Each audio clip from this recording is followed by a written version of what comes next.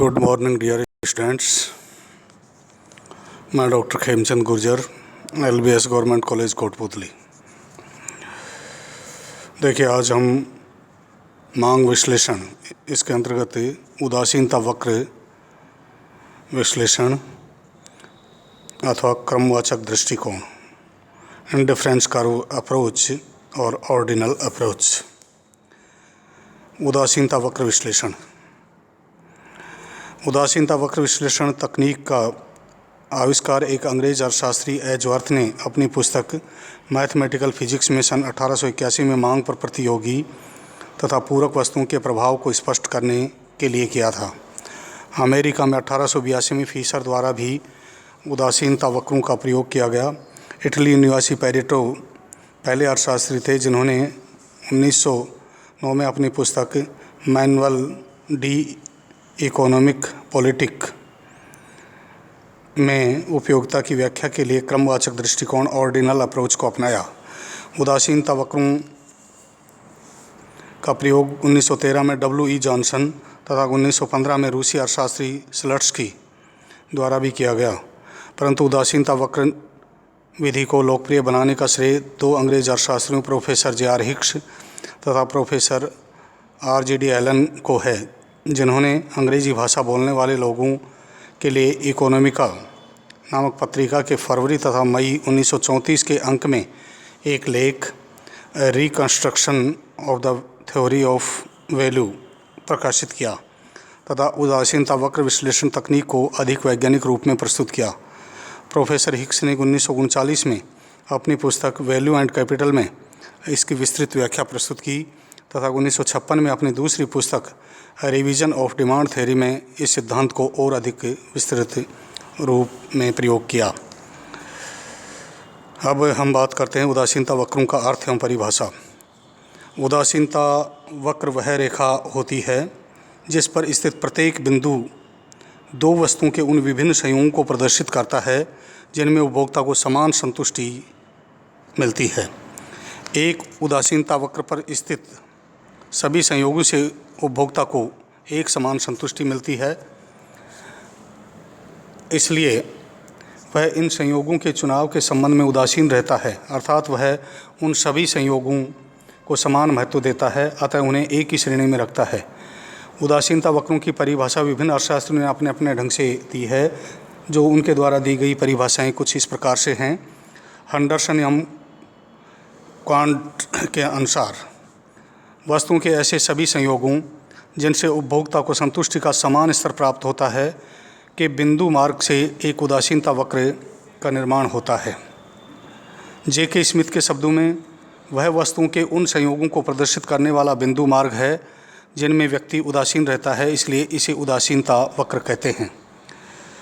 Ferguson के अनुसार एक उदासीनता वक्र विशिष्ट वस्तुओं अथवा वस्तुओं के संयोगों का बिंदु मार्ग है जिसमें प्रत्येक से उपभोक्ता को समान कुल उपयोगिता प्राप्त होती है अथवा जिनके लिए उपभोक्ता उदासीन रहता है। उदासीनता वक्रों को समझने के लिए उदासीनता अनुसूचियों इंडिफरेंस शेड्यूल्स को समझना आवश्यक है। एक उदासीनता अनुसूची दो वस्तुओं के उन विभिन्न संयोगों को बताती है जिनसे उपभोक्ता को कुल उपयोगिता का समान स्तर प्राप्त होता है। C.R.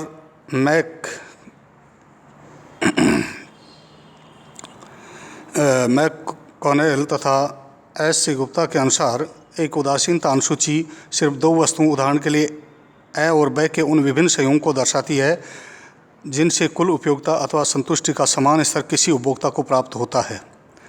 तालिका फर्स्ट एक काल्पनिक उदासीनता अनुसूची को प्रदर्शित करती है।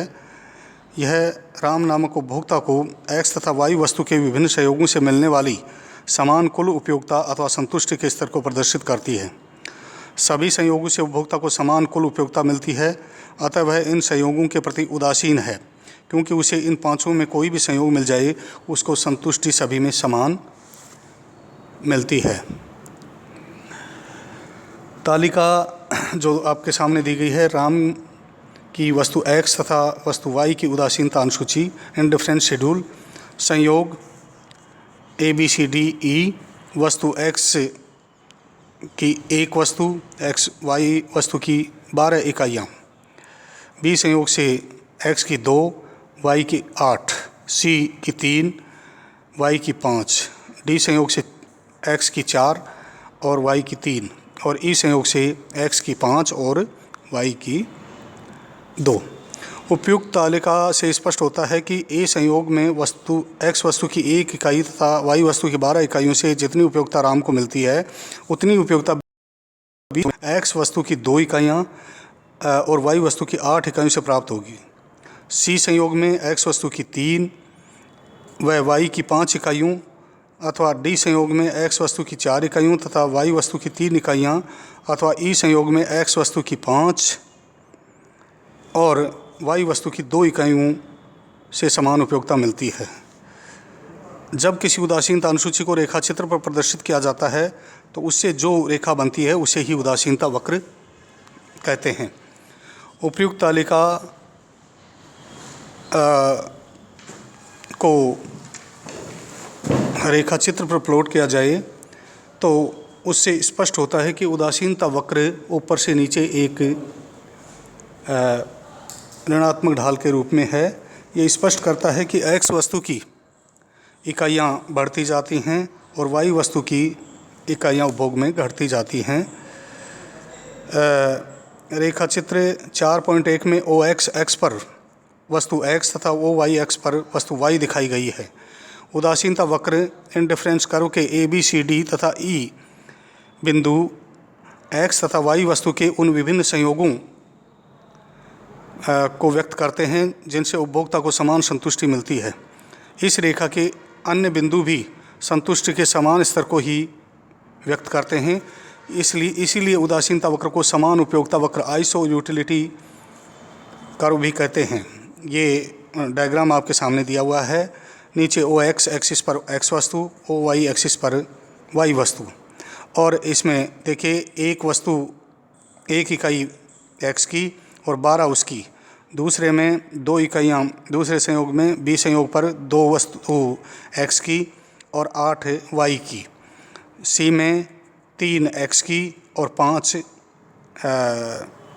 y वस्तु की। इसी प्रकार से नेक्स्ट में D और E में क्रमशः 4 और 3 और 5 और 2 और इन को पॉइंट्स को मिला करके एक रेखा बनाई जाए तो वह उदासीनता वक्र कहलाएगा। उदासीनता मानचित्र इंडिफरेंस मैप उपभोक्ता के पसंदगी फलन का पूर्ण विवरण एक उदासीनता मानचित्र इंडिफरेंस मैप द्वारा व्यक्त किया जा सकता है। उदासीनता मानचित्र में एक उपभोक्ता के जितने पसंदगी स्तर होते हैं उतने ही उदासीनता वक्र होते हैं। रेखा चित्र 4.2 में राम नामक उपभोक्ता का उदासीनता मानचित्र दिखाया गया है जिसमें 4 उदासीनता वक्र बनाए गए हैं। उदासीनता वक्र इंडिफरेंस कर्व फर्स्ट के सभी बिंदु या संयोग राम को समान संतुष्टि प्रदान करते हैं। इस प्रकार से आई सेकंड इंडिफरेंस कर्व सेकंड के सभी संयोग राम को समान संतुष्टि प्रदान करते हैं, परंतु उदासीनता वक्र सेकंड के सभी संयोग उदासीनता वक्र फर्स्ट के सभी संयोग की तुलना में अधिक संतुष्टि अथवा उपयोगिता प्रदान करते हैं।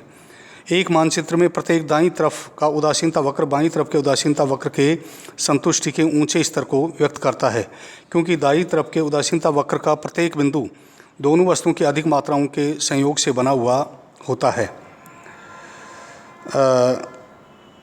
जैसा कि यह एक डायग्राम आपको रेखा चित्र 4.2 में दिया गया है। x एक्सिस पर वस्तु x की मात्रा और y एक्सिस पर y वस्तु की मात्रा और IC first second third four और ये विभिन्न जो उदासीनता, कहने का तात्पर्य कि ये अलग अलग इंडिफरेंस कर्व जिससे में दिखाए जाते हैं उसको उदासीनता मानचित्र इंडिफरेंस मैप कहते हैं।